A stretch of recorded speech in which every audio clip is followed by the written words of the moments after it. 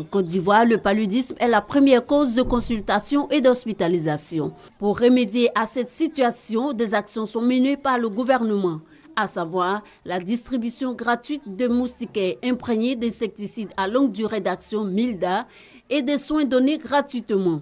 Aujourd'hui, ces actions ont payé. Le taux de prévalence hospitalière a baissé de 17%. La prévalence hospitalière du paludisme est passée de 50% en 2010 à 33% en 2014. Et le taux a baissé parce qu'il y a eu beaucoup d'interventions. Et ici en Côte d'Ivoire, aujourd'hui, on dépiste tous les cas. Et on est parti aussi dans la communauté. Tous les villages qui sont reculés, ils bénéficient de la prise en charge du paludisme, surtout chez les enfants, par les agents de santé communautaire qu'on appelle les ASC. Les campagnes de sensibilisation donnent aussi de bons résultats. Ce 25 avril, à la Riviera Mbadon, lieu de célébration officielle de la Journée mondiale de lutte contre le paludisme, les mamans partagent leurs astuces. Quand j'ai le palud, je me dirige au dispensaire. Le docteur, mes amis, et maintenant il me donne des médicaments, il me donne les moustiquaires imprégnés pour pouvoir me protéger contre les moustiques.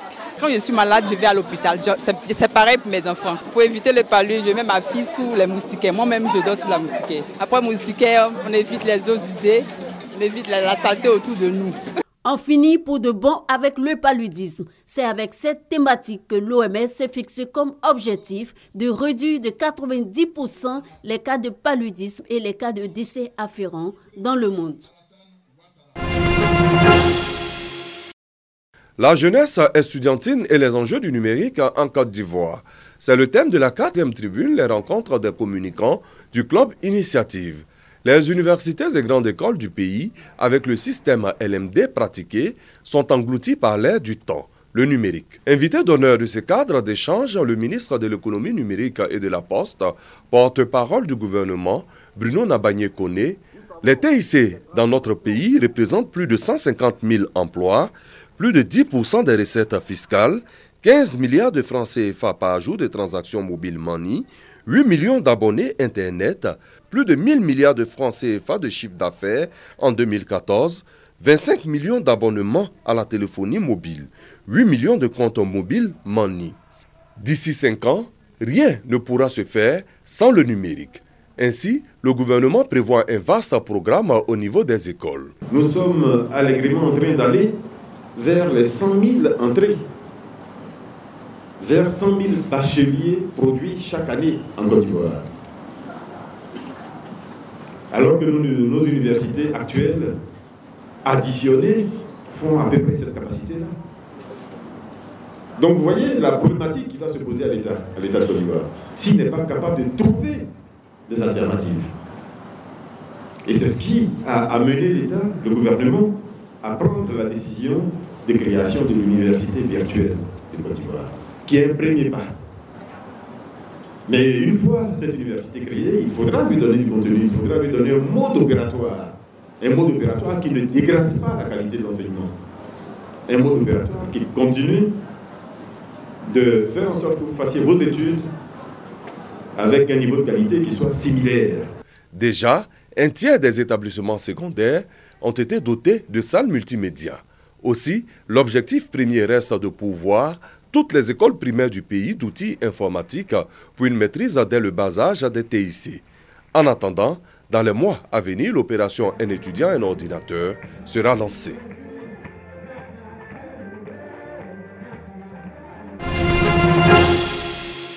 Plus d'une vingtaine d'artisans venus de Grand Bassam exposent leurs œuvres dans une grande surface de la place. Expo Bassamois Art est l'initiative d'une structure spécialisée, entre autres, dans la construction et la gestion des centres commerciaux. Elle a voulu donner un coup de pouce aux sculpteurs, bronziers, potiers, peintres et tisserands après l'attentat de Grand Bassam.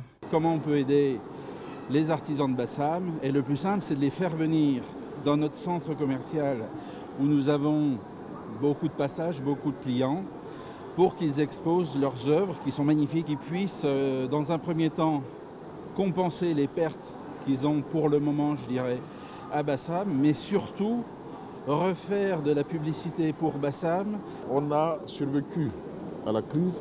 Il faut maintenant qu'on aille vers le développement, qu'on impulse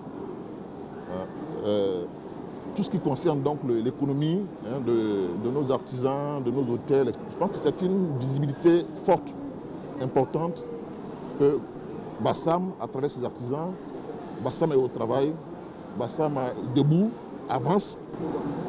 L'exposition dure une dizaine de jours. Elle accueille de nombreux visiteurs et l'initiative est appréciée des exposants.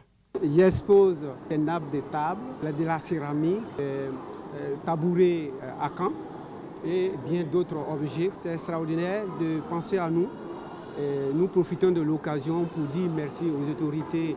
Je garde ce que j'ai dans la main. C'est une représentation de la Vierge Marie. C'est une représentation abstraite à partir de techniques traditionnelles et je trouve que c'est extraordinaire. Les artisans de l'Expo Bassamois souhaitent que d'autres surfaces leur ouvrent les portes.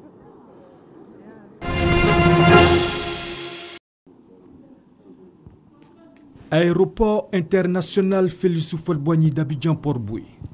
Il est un peu plus de 11 heures. Une délégation vient d'arriver de la République démocratique du Congo. Elle est composée du gouverneur de la province du Sankuru et de Marie-Rose Amazon, la veuve de Jules, Shungun, Wemba Dio, Peneki Kumba, Papa Wemba. Elle est accueillie par les autorités ivoiriennes. Dans le tunnel qui mène au pavillon d'honneur, l'atmosphère est lourde. Maman Amazon est inconsolable. Je suis là, papa. Papa, notre belle histoire. Il ne fallait pas que ça se termine comme ça. Les yeux rougis par les larmes. La tristesse se lit sur les visages. Le pavillon d'honneur affiche véritablement un visage très pâle. Autorité, amis, connaissances, proches et parents s'expliquent difficilement et péniblement ce qui est arrivé dans la nuit de samedi à dimanche sur la scène du Fémia 9 avec Papa Wemba. Pour le gouverneur de la province du Sankuru, c'est tout le Congo et toute l'Afrique qui pleure le chef du village Molokai. C'est une icône et il a donné toute sa vie, toute sa jeunesse pour la musique. Et donc c'est tout un symbole qu'ils viennent rendre l'âme ici, micro à la main. Une rencontre est prévue entre autorités ivoiriennes et congolaises pour s'accorder sur la conduite à tenir. Ce que nous allons proposer et qui a déjà été arrêté avec le Premier ministre, c'est que la Côte d'Ivoire rende un vibrant hommage à Papa Wemba. La dépouille de Papa Wemba sera conduite en République démocratique du Congo dans les 48 heures après les formalités d'usage.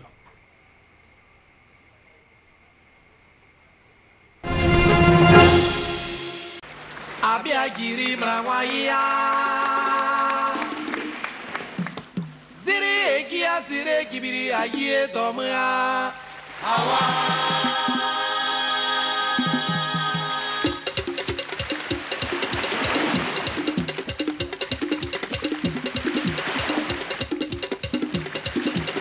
Kibiri awa dore Propa eka domra.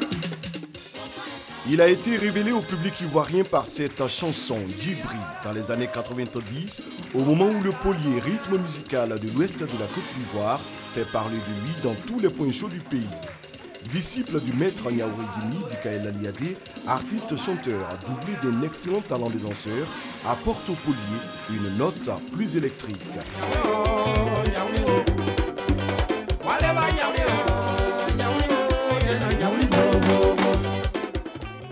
Véritable bête de scène, il connaît tout de suite le succès, sa musique plaît et le public l'adopte. Le chanteur tradimoderne BT a sorti plusieurs albums. Après avoir conquis le cœur des mélomanes ivoiriens, il s'installe en France. L'artiste est décédé à Paris.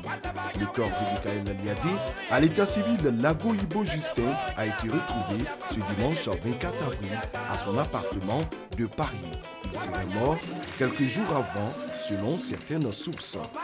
Le père du Vava, Dikaël Aliadé, était aussi le fils d'une icône de la musique tradimoderne BT, Lago Liadé Émile, le maître du Tourou, qui a su inculquer à son fils le talent et l'art de la musique.